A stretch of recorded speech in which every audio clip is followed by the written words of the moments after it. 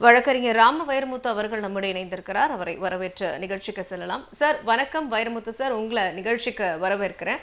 நீங்களும் சட்டப்பேரவையில் நிகழ்ந்த அத்தனை விஷயங்களையும் கூர்ந்து கவனிச்சிட்டு இருந்திருப்பீங்க. அமைச்சர் மரிய வில்சன் அவர்கள் பேசின அந்த தாக்கல் செய்யும் பொழுது அவருடைய மொழி நடை அப்படிங்கிறது உங்களுடைய கவனத்திற்கும் வந்திருக்கும். அதற்கு அவர் பதில் அளித்து பேசும்பொழுது அன்பு மொழி, அமைதி மொழி, இரக்கத்தின் மொழி, இது பாதி பேருக்கு எவ்வளோ தமிழ் படித்தாலும் தெரியாது அப்படிங்கிற அந்த விமர்சனத்தை, அந்த ஒரு வரியை அவர் குறிப்பிட்டிருந்திருக்காரு. அதற்கு பல்வேறு கண்டனங்கள் தொடர்ந்து வலுத்து வருகிறது. உங்களுடைய முதற்கட்ட பார்வை. அதாவது முதல்ல இது ஒரு விமர்சனத்தை எப்படி நாம் ஏற்றுக்கொள்கிறோம் அப்படிங்கிற ஒரு பக்குவம் வேண்டும். இப்போது ஆட்சி அதிகாரத்திற்கு வந்திருப்பவர்களிடம் அந்த பக்குவம் சிறிதும் இல்லை என்பதைத்தான் நம்மாலே இந்த நிகழ்ச்சியின் மூலம் புரிந்து கொள்ள முடிகிறது. ஏன்னா அவர்கள் நம்முடைய கடையனூர் சட்டமன்ற தொகுதியினுடைய உறுப்பினர் திமுகவை சேர்ந்த திமுக ராஜேந்திரன் அவர்கள் இந்த கேள்வி எழுப்புறார். அவர்கள் இந்த கேள்வி எழுப்புற போது அவர் இவருடைய குறித்து குறிப்பிட்டார். இவருடைய மொழி நடை எப்படி இருந்ததுன்னு சொல்றாரு. இதுக்கு இன்னும் கொஞ்சம் நீங்க பயிற்சி செய்யுங்க அப்படிங்கிறார். இதுல எவ்வித தவறுமே இல்லை. அதற்கு உடனடியாக நான் கோபப்பட்டு டென்ஷன் ஆகி, அதாவது நீங்க ஒரு மொழிக்கு எதிராக மதத்தை முன்னது போக அவசியம் என்ன? அப்போ இவர் விக்டிம் கார்டு பிளே பண்ண ஆரம்பிக்கிறார். அதாவது நான் ஒரு சிறுபான்மை இனத்தை சேர்ந்தவன் அப்படின்றத சொல்லி என்னை இப்படி குறி வைக்கிறாங்க அப்படிங்கிறார். அவர் பேசுகிற போது அவர் சொல்லுகிற பயன்படுத்தின வார்த்தை எந்த திமுக உறுப்பினர் எந்த எதிர்கட்சியை சேர்ந்தவர் சொன்னாங்க, உருவ கேலி பண்றாங்கன்ற, ஜாதியை குறித்து சொல்றாங்க அப்படிங்கிறார். ஏதோ மக்கள் மத்தியில் தேடுவதற்காக அவர் பேசியதுதான் போல இருக்கு. இன்னும் சிறப்பாக அவர் சொன்ன அந்த வார்த்தையில இருந்தே சொல்றேன், அன்பு மொழி, கருணை மொழி, அமைதி, இறக்க மொழி, அமைதி மொழின்னு சொல்றாரு. நீங்க லியோ டால்ஸ்டாய் போரும் அமைதியும் என்கிற ஒரு மிகப்பெரிய புத்தகத்தை அந்த ரஷ்ய நாட்டை சேர்ந்த சிந்தனையாளர் லியோ டால்ஸ்டாய் காந்தியடிகளுக்கு கடிதம் எழுதுவார் அடிக்கடி. இருவரும் நண்பர்கள்.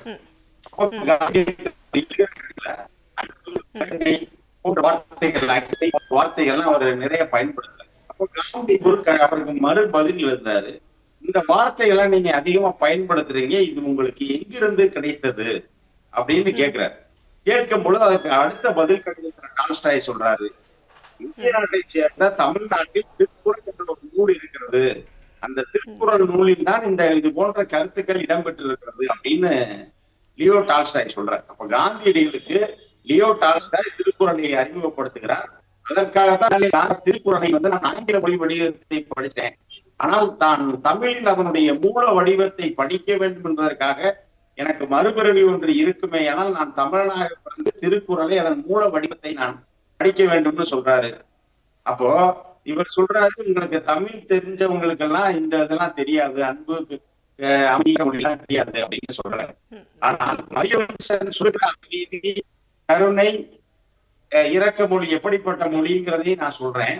22/8/2022 புதுச்சேரி லாஸ்பேட்டையில எழில் நகரில் இருக்கக்கூடிய அவருடைய சொந்த சகோதரர் மரிய குளோத், அவருடைய இணையர் கொலை கிளேட், இவங்க இருவரையும் தன்னுடைய ஆட்களோடு சென்று உருட்டுக்கட்டையால் தாக்கி அடித்து அவர்களை கொலை மிரட்டல் விடுத்து கொலை முயற்சி. அதன் காரணமாக புதுச்சேரி நடுவர் நீதிமன்றம் எண் 3 வழக்கை சந்தித்துக் கொண்டிருப்பவர் மரிய வில்சன். இதுதான் நீங்க சொல்லுகிற அந்த அன்பு மொழியா, அமைதி மொழியா, இரக்கத்தின் மொழியா? இந்த மொழி எங்களுக்கு தெரியாது, நாங்கள் ஒத்துக்கொள்கிறோம். உருட்டுக்கட்டை கூட நீங்கள் பேசுறது தெரியாது. எங்களுக்கு கற்றுத்தந்தது அன்பு, கருணை, இரக்கம், இதையெல்லாம் கட்டது. இன்னும் சொல்ல போனால் சுயமரியாதை என்கிற ஒரு வார்த்தை பாத்தீங்கன்னா உலகத்தில் வேற எந்த மொழியிலையுமே இல்லாத வார்த்தை சுயமரியாதை. அந்த சுயமரியாதைக்காகவே ஒரு இயக்கம் அதை அப்படியெல்லாம் ஒரு பாரம்பரியத்தை வைத்துக் கொண்டு கொஞ்சம் கூட இது எதுவுமே பேசாம தமிழ் மொழியை ஒரு மதத்துக்கு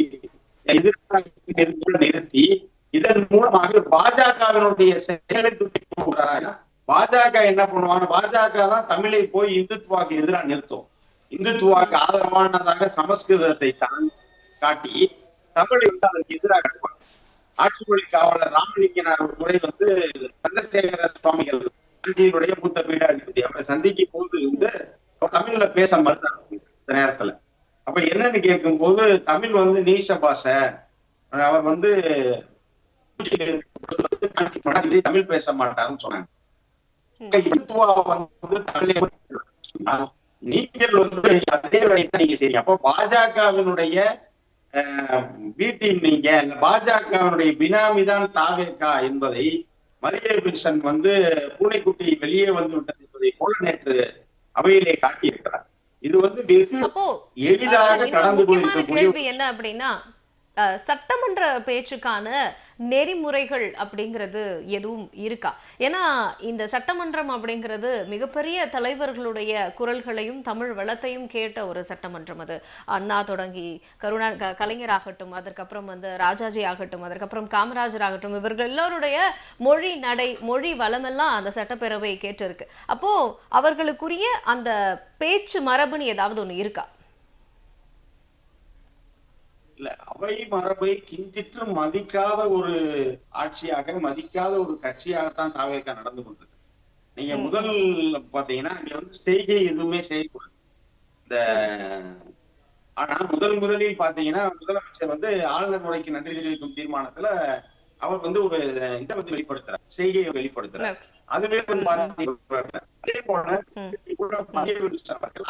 அதாவது சட்டமன்றங்களின் படி அவையில் இல்லாத ஒருவரை பற்றி பேசக்கூடாது, அதுதான் இது. ஆனால் இந்த ஆட்சி இந்த இது தொடங்கியதிலிருந்து அவர்கள் மீண்டும் மீண்டும் வந்து திமுக தலைவர் மு.க. ஸ்டாலினை பத்தி தான் டெய்லி பேசுறாங்க. இன்றைக்கு சுகுமார் மீண்டும் மு.க. ஸ்டாலின் அவர்களை பற்றி பேசுகிறார். அவைக்கு ஒருத்தர் வரல, தேர்தலில் தோல்வி, அதை ஏற்றுக்கொள்கிறோம். ஆனால் அதையே மீண்டும் எப்படி பேசலாம்? அவையும் இல்லாதவரை பேசக்கூடாது என்ற மரபு. நேற்று மரிய வில்சன் பேசுறாரு, திமுகவுடைய முன்னாள் மத்திய அமைச்சர் தலைவர் கலைஞர் அவர்களுடைய மகன் மு.க. அழகிரியை பற்றி அவர் குறிப்பிடுகிறார். அப்போதே வந்து அவர் சட்டப்பேரவை தலைவரை வந்து அதை மறுத்து உடனே நான் இந்த பகுதியை நீக்கிறேன் முன்பு வந்து அது வந்து அறிவிப்பை முழுவதுமாக ஏறுவதற்கு முன்பாக அதை வந்து நீக்கி விடுகிறேன்னு சொல்றேன். ஆனால் இன்றைக்கு உலகம் முழுவதும் இது நேரலை செய்யப்பட்டுக் கொண்டிருக்கிறது. அப்போ நீங்க வந்து ஒரு நேரலை செய்யப்படுகிற நேரத்துல அவர் பேசியதை உலகமே பார்த்த பிறகு நீங்க அவை குறிப்பிலிருந்து நீக்கிறேன் பேசுகிறவர்தான் பேச வேண்டும். அது கொஞ்சம் கூட இவர்களுக்கு தெரியவில்லை என்பதுதான் உண்மை. ஓகே, நீங்க அழகா ஒரு வார்த்தையை குறிப்பிட்டீங்க, மரிய வில்சன் அவர்கள் விக்டிம் கார்டு பிளே பண்றாரு அப்படின்னு சொல்லிட்டு. தொடர்ந்து அமைச்சரவையில் இருக்க அத்தனை பேர், முதலமைச்சர் உட்பட, இந்த ஆட்சி அப்படிங்கிறது விக்டிம் கார்டு பிளே பண்ணியே இந்த ஆட்சியை நடத்திடலாம் அப்படின்னு நினைக்கிறாங்களா?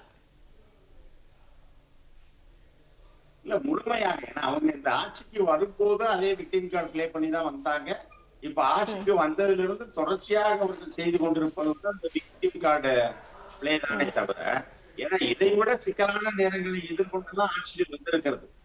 திராவிட மாடல் ஆட்சியை முதலில் திராவிட முன்னேற்ற கழகத்துடைய தலைவர் மு.க. ஸ்டாலின் முதல் முறையாக முதல்வர் பொறுப்பேற்றது போல ஒரு இக்கட்டான சூழல் உலக அரசியல் யாருக்கும் வந்திருக்காது.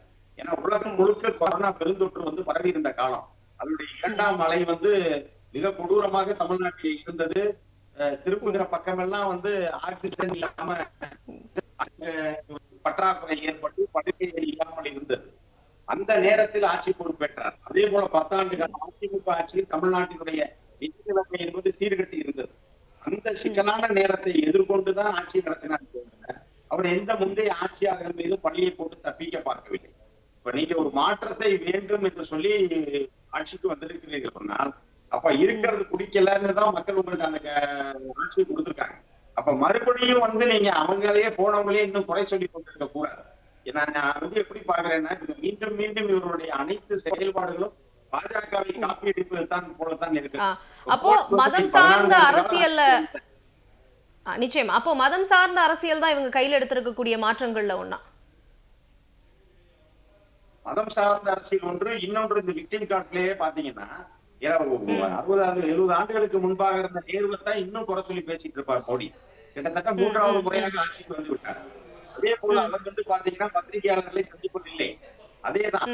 நீங்க விஜயும் மோடி யாரு பரவாயில்லன்னு பாத்தீங்கன்னா மோடி தான் பரவாயில்ல. அவரு குறைந்தபட்சம் முன்பே வானொலியாவது பேசுகிறார். இவர் அது கூட பேசுவதில்லை. ஆக இப்படி பல விஷயங்களில் இவர்கள் அவர்களைத்தான் அவங்க எப்படி ஒவ்வொன்றையும் ஒரு மாதிரியாக மாத்தி அந்த என்டையரா அந்த இஷ்யூவையே மாத்தி வேற பக்கம் கொண்டு போவாங்களோ அதே போலதான் இந்த ஆட்சி பிரச்சனை. இப்ப நீங்க மேகதாது அணை பிரச்சனை பட்டியலில் சம்பந்தம் இல்லாம தொகுதி மறுவரை பேசுறாங்க.